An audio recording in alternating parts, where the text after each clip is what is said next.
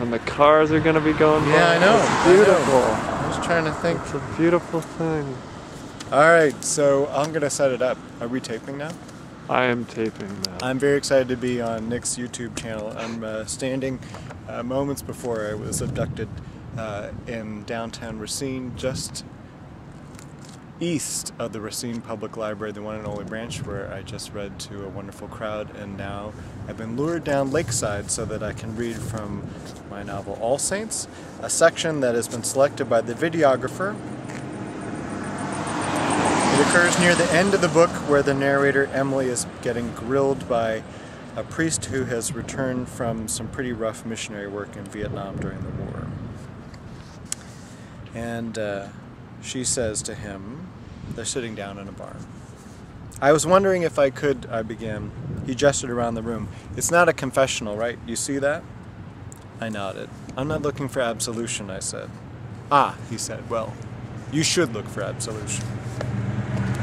Great. I stiffened, put my palms flat on the table, fingers spread as though bracing myself. I was just stretching, but I was also trying to launch myself into orbit, I suppose. Somewhere along the line I'd managed to alienate every friend I'd had, divorce every husband, and take in one of the few tenants in Newport Beach whose French was better than her English.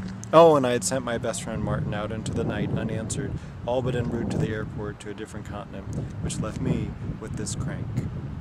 Then I saw him, Father Youngins, looking at me, my hands.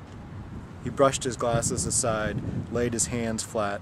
My first really good look at him, those hands of his. He had little raw red stubs for pinkies. All that was left was about a half-inch after the knuckle.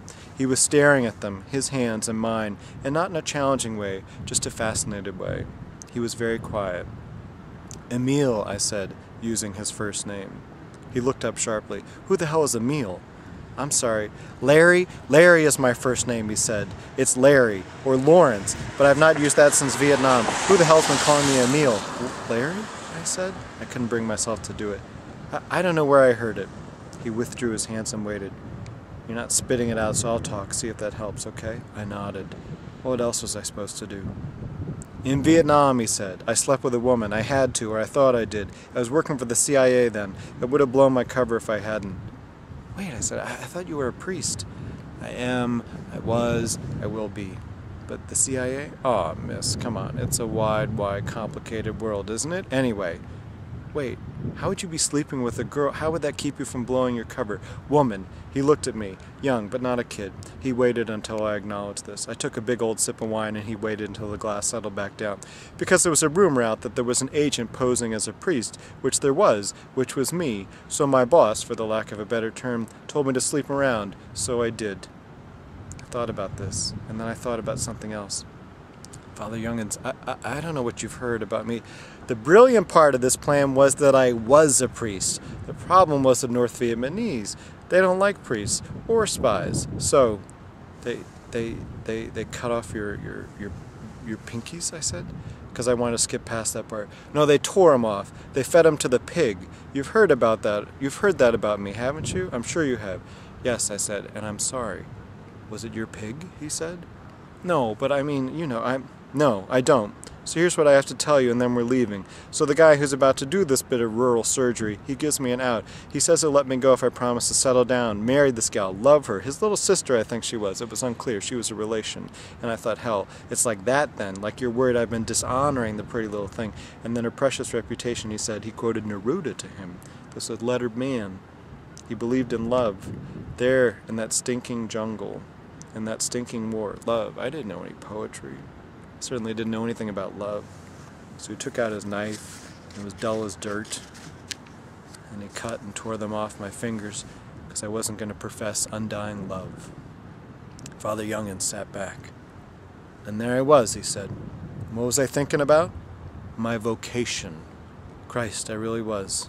I stared at him. It took a bit, but then my fire came right up. Honestly, it was incredible. Larry, I said, are you telling me?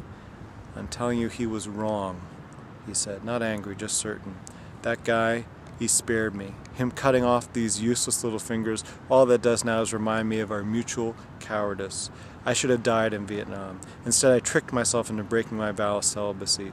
I ran crossways at God and love both, and for what? He paused. You know what I see every damn time I elevate the host? He held up his hands. He was at the altar. I can see right through that hole those missing digits leave. I can see clear to the bare eye of heaven. Look, I said. I was rattled, afraid, annoyed. I'm telling you he was right, too, about the other thing. I didn't know about it then, but I do now. The sex part, it's serious business, and love, it's a divine gift, right? Especially when... Father Youngins, I broke. And then I realized this wasn't about Edgar. I said, if you're telling me to stay away from Martin, I said before he interrupted a final time. He shook his head. Lady, I'm telling you to put away the knife.